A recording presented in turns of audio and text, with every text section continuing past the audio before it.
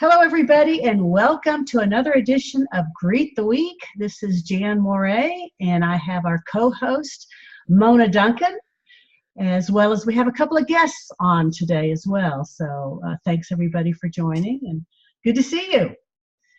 So good to be here. Good to see each of you. Yeah. So this week, Mona has selected our topic, and she says change is an inside job. So Mona, what's on your mind? Well, it is an inside job. You know, we have our thoughts, we have our past, we have our future, we have what we want to do, what we have done, and all of this stuff kind of collects in us. And, you know, sometimes there's a bank robbery or there's some big heist that's carried off, and they really get to look at it and say, well, you know, there was an inside job here. There was someone inside that knew more than we knew on the outside. And so, therefore, I think we need to look into those elements.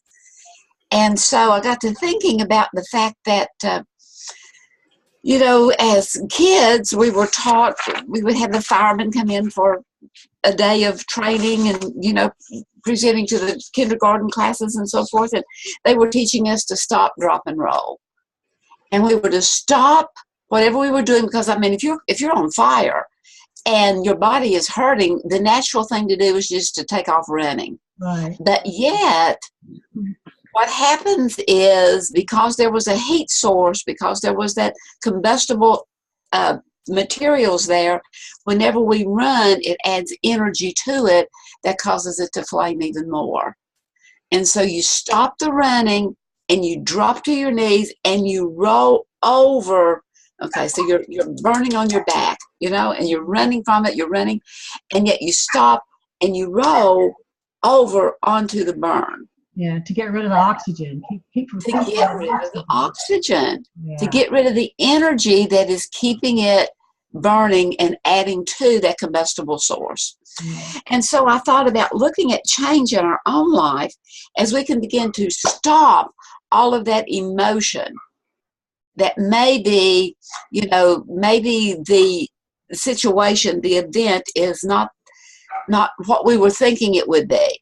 And as we can stop our emotional and drop the negative thinking as to where it's going and, oh no, I've heard all this before, and roll out of the fire into insight and into action. Then we're in a position to begin to change things.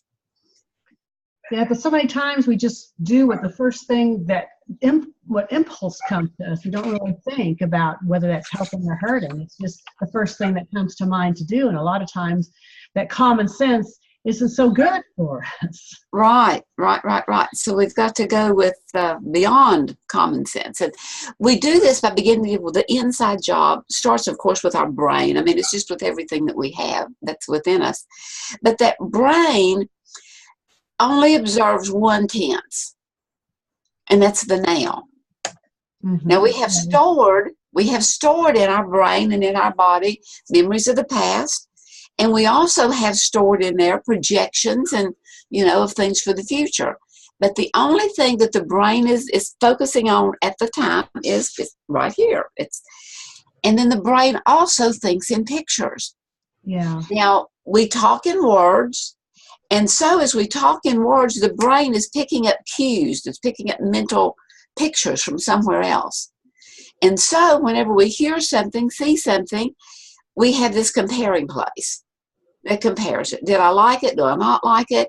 And if I didn't like it, because that may have become a pattern, I'm not going to like it now. Yeah. And well, those emotions come up first. You know, we don't really realize that we're doing that comparison, but our feelings know, and we get those negative emotions, and then we tend to react on those instead of really thinking about it and questioning. You know, why am I afraid of that thing? You know, why? Those emotions come up until we learn to keep them tapped down. Yeah. And let them follow, not lead. Right. Let them follow the event and where it's heading, rather than leading the event and taking it down that same rabbit trail again. Yeah. And to realize that all the color and the sounds and the odors and the fragrances and everything adds to the mind going forward and selecting and finding additional things to color it. And whenever we have those little pictures, it associates with all similar pictures. Mm-hmm. For example, maybe we're just talking about food. And so, unless we bring it into one particular type of food, we maybe our brain may be thinking food going in all different directions, from all the different cuisines that's available to what we've tasted and haven't tasted and what we know about. And so then what we are having in the now is building on, or all those things that come into play with that one thing that we're focusing on has a tendency to either build on or detract from the event.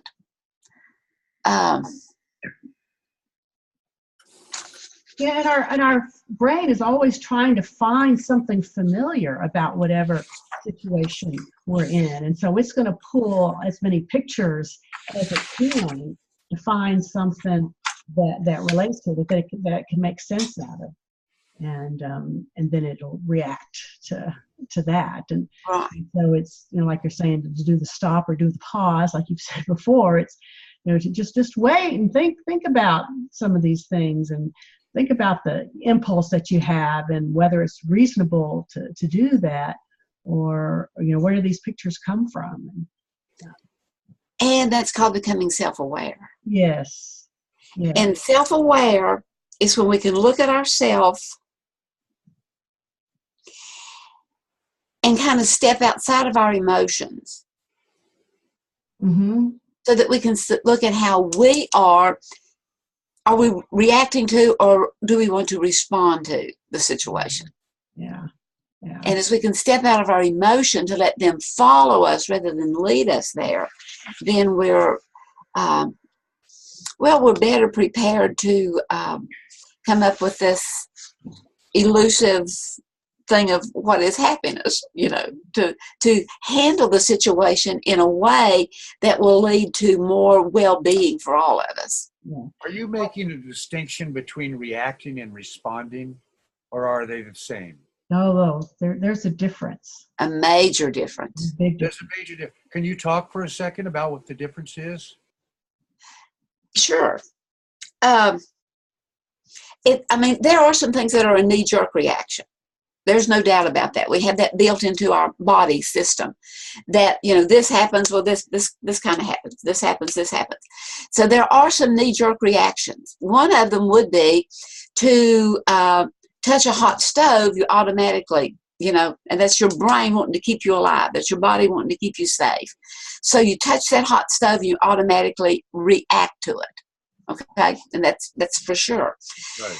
But reacting to it emotionally would be to curse the stove for being hot, or to kick it, because it was being a stove, rather than realizing that maybe I got too close to it, maybe I wasn't handling it properly. It's taking it so personally and so emotionally, and no one has ever been wounded by a stove more than I have been. And look, this horrible, horrible blister that I have. Whereas responding to it is more realizing the fact that, was I not maneuvering around the stove in a way that is safe? You see, one of the things I was going to do in working with this was looking at my experience with the fire department. Because for several years I was a volunteer, first responder, as well as fire person. I never knew that about Yeah, for 12 years. So you've been to fire school and held the fire hose? Yes. Through A&M, they came up here and we went down there. We got a lot of training. And I've been to that training at A&M as well. It's an interesting place. Yeah. And there's a lot of things that you learn. And one is, in every situation, is to assess the situation before you jump into it. So you're called out at the wee hours of the morning or any time of day, and you're going there to help put the fire out, to help the people that are injured in a car wreck, to help all of this stuff. But first you have to assess the situation so that you do no harm, but so that you do not put yourself in the position of causing more harm. Goes back to the Hippocratic Oath. Yeah. Of first, do no harm. Yeah. And if we could incorporate that into everything that we do, we can have more doing no harm and responding rather than reacting. So responding is introducing thinking. Correct. Reacting has no thinking. Right. Yes. Right. Is that the difference? Yes. Yes. Well, it's responding is looking at the need rather than the emotion of it. Responding is looking at what is helpful as opposed to what is just going to be my knee-jerk reaction to it. But you are thinking, you are using your prefrontal cortex, the larger logical part of your brain, when you're responding. Whereas reacting, it's the more primitive brain is what's taking over. Right. It sounds like reacting is more physiological than Well, yeah. Yeah. Yeah. And of course, that physiology, part of that physiology is the emotion until we learn how to tame it so that it can follow rather than lead. So that it can, so that emotional can be a response that we are pleased with rather than a reaction that led that we're like, oh no, I can't believe I did that, said that. Yeah. I remember the first time I really understood the reacting versus responding was back when my son, who's my oldest, was about 2 years old, and we had gone to visit my mom and dad, who lived in Houston, which is about 2.5 hours from our house here in Austin. And mother wanted to keep him for a few days. And I was okay with it, but I just started crying because, oh, my baby, I can't leave my baby behind. My mom's like, oh no. And, I don't want to take your baby away from you. But I could understand, how the first reaction is, no, don't take my baby from me. And all that emotion is coming out. Where really my logical brain is saying, I'm really okay with this. Just a couple of days, and then you'll come and bring him back, right? But since I was crying so hard, she just said, no, I'm not going to do that. But I was able to think through it, even though my emotions were still just so overwhelming that he ended up not staying with her. And those emotions, they can be real raw. Oh yeah. Especially if there is the mind that takes us to other incidences, that it becomes, maybe working with that. Well, you always this and you always that, and we're reacting more to their defense that we're already projecting is going to happen, rather than looking at it. It's always need versus need, and this never works. That's reacting and reacting and reacting, and need versus need. And so responding is responding to the need rather than the emotion of the situation. I'm a little confused about you're using the term raw. Some emotions are raw, some aren't. How would you distinguish between the two? The raw emotions are the ones that have become festered. Become what? Festered. It has a pus pocket somewhere that is easily set off. That just looking at it becomes something that gives the initial reaction for protection. Protect. So raw are quick emotions? Pretty much. And unraw emotions are more considered emotions? We can train our emotions, just like we can train our actions. So unraw emotions are trained emotions. So I'm trying to understand the words that you're using. Well, I appreciate that, because words are very, very important, and they all have power. And when we think of a word, we have pictures automatically come in that we associate with it. And so I'll need to do a little bit more thinking on this as far as a raw emotion. But I suggest that a raw emotion is definitely one that has been used to the point that it's fraying. Used to the point that it's what? Fraying, beginning to fray, beginning to not be solid, to beginning to not be so helpful. So I remember a situation one time where someone asked me there was an individual that was normally just loud and rambunctious and acting out, and all of a sudden it was like this person began to realize, but anytime this person was corrected, that would be, it was a child, okay, and anytime the child was corrected, that loud rambunctiousness would just instantly metamorphose into this shy, sullen, most uncooperative individual. And so they would go from being, overly involved. Well, and so we was a birthday party. And the little kid, whenever was corrected for, being so loud and obnoxious, and goes into the sullenness and the uncooperative, and then the kids were lined up to get the treats and the hot dogs and the hamburgers for the fun time. And this little kid all of a sudden just, I'm sick. I just don't feel good. Oh. And so I said to the child, I said, well, I'm so sorry you don't feel good. I said, why don't you go in there and lie down a little while and, get everybody else fed with hot dogs and hamburgers, and then I'll come in and see what the problem is, and see if we need to do something or call the doctor or whatever.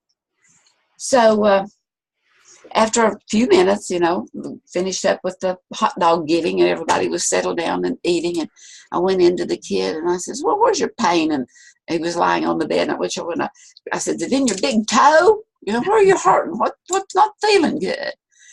And anyway, no, I don't know what it is. Is it your tummy? Just tell me, where's the pain? Where's the pain? What's going on here? I don't know. And I said, could it be your feelings? Yeah. Are your feelings hurt? I said, I was over there dishing out the hot dogs, and I heard what went on, and I heard what was said to you. I said, did it hurt your feelings? And the kid said, yeah. And then we talked about what was said to him and how he reacted to what was being said. And I said, do you think you could have handled that a little differently? Yeah. I said, well, what do you think you could have done? Or what, how could you have responded to him? And I said, do you think that there was any truth to what this other kid, was really blasted him about his rudeness? And yeah. I said, well, what about, and how will you handle it the next time? And he said, well, we just talked a few minutes, and I said, well, the hamburgers are getting, which do you want, a hot dog or a hamburger? Why don't you go out there and get you a drink and find you a place, and I'll fix it and bring it to you. And you see, as we begin to realize that maybe I am loud and obnoxious. I had someone ask me one time, said, does my behavior embarrass you? And the bottom line is, yeah, actually, it does. But with a little grace, I said, well, first of all, why do you ask that? Because does your behavior embarrass you? Yeah, sometimes it does. Well, you see, now we have something we can work with. Yeah. Yeah. Well, I remember when my kids were little. I remember when I was young, people always saying about their kids embarrassing them. Uh-huh. And I remember when my kids were little, I made a point and I said, I'm not going to get embarrassed. Exactly. By what they do. They're kids. They're doing what's first thing that comes out of their first thing they think of. They're not that they react to. They're doing the real thing. And my kids have said things that, could have been seen as inappropriate, or but just laugh it off, because you look at a 4-year-old and you go, what else do you expect from a 4-year-old? But Right. if you step back and say, okay, well, is it embarrassing you? I mean, it wasn't embarrassing them, but if somebody's is saying something that's embarrassing them, and then so they're feeling bad enough about it to ask you, then yeah, it's bothering them. Right. And self-awareness is beginning to realize that. Mm-hmm. And it is looking at how what I am doing is affecting others, that's giving negative feedback to me, that I then in turn am reacting to rather than responding to, Mm-hmm. by looking inside and seeing where's the change agent here. And it's within each one of us. And being open to that and taking what is said seriously rather than personally. Right. Because there, maybe there's a truth to it, otherwise it wouldn't have hurt so much. Right. Oh, exactly. Oh, absolutely. Yeah. And whenever those emotions are peaked, it's because there's something about you that it's grating on you, and there's something there that's not working quite right, and so it's to think back, okay, well, where did this emotion come from? Do I really think that way of myself? And am I really that insecure? And so it's a good thing to think, okay, what's it building up inside of me? Why am I reacting this way? Mm-hmm, mm-hmm, mm-hmm. Why is that fire? So going back to equating it to stop, drop, and roll. Yeah. You see, if in reacting to and it being and turning out really negative, is because obviously there was some fire there. There was something there that was hurting, and then we added energy to it that took it rather than rolling over it, so that we squashed what could become an argument, what could become a major disagreement. We added fuel to it. Yeah.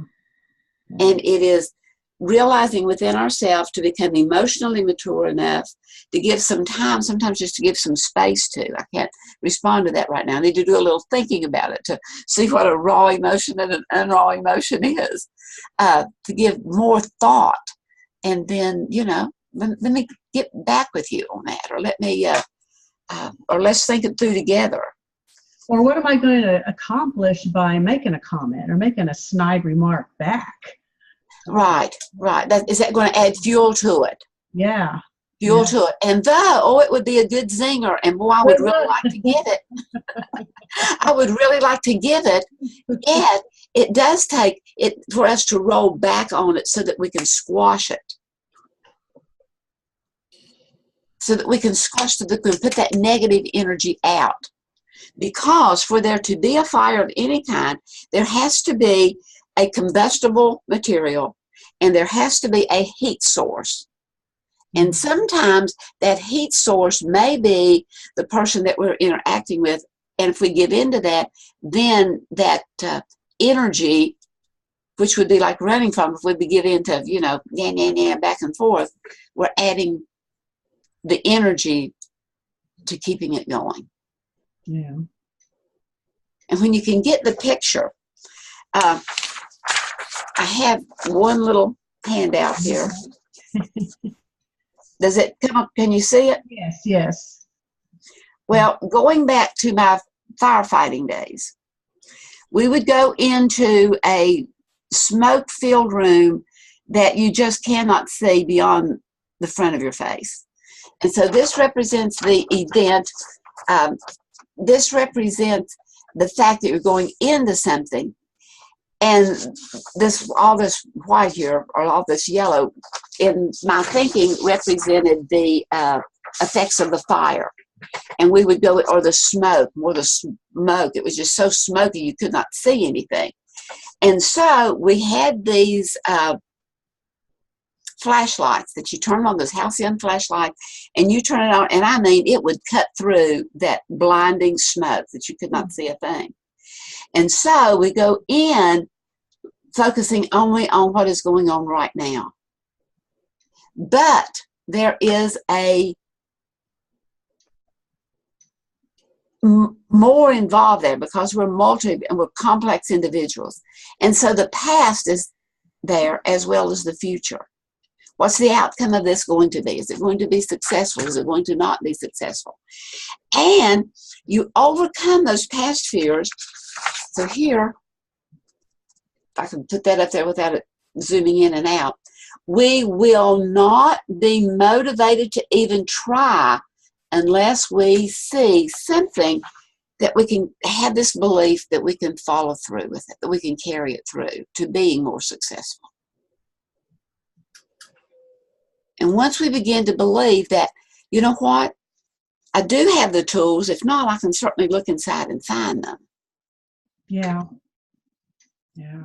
And I think in my own personal life, one time I was at the church, and something that was said in the meeting, and I was just kind of congratulating myself on have really gotten over something like that. You know, I would move past that. I don't react anymore. I respond.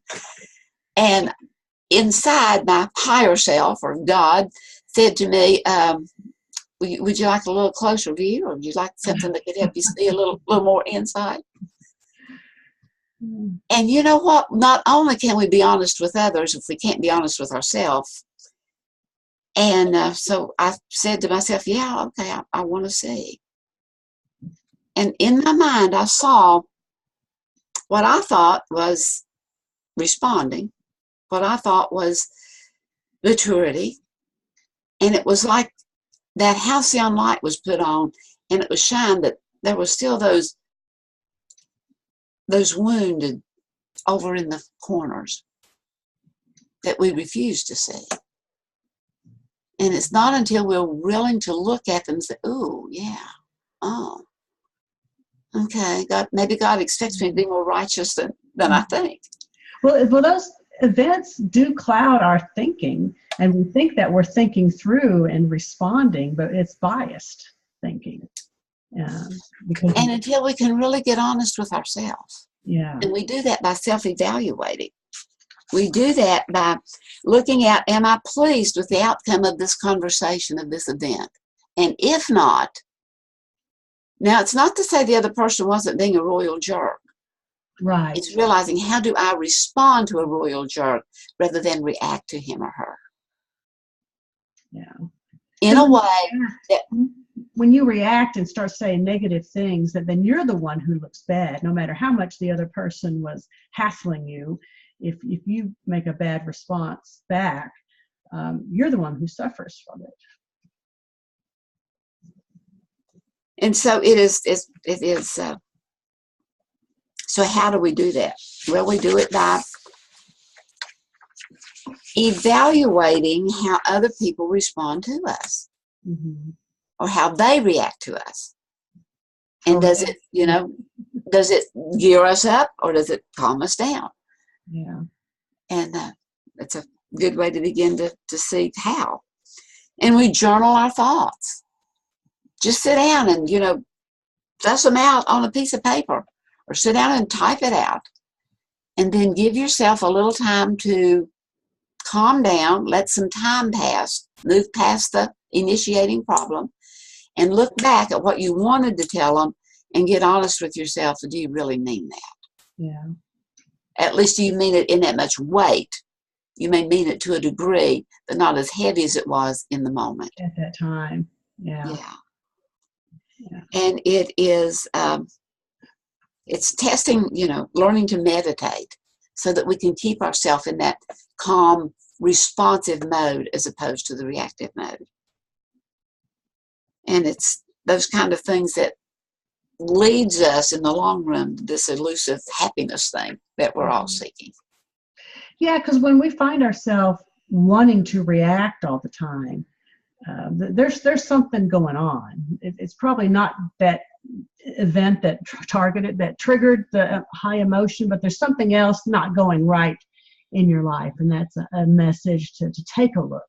Let's take a look at what's happening. Maybe I need to learn something from this. Maybe there's something else I need to take care of. And back to the incident where I was talking about with the person that was loud and obnoxious, and then, Yeah, do I embarrass you? yeah.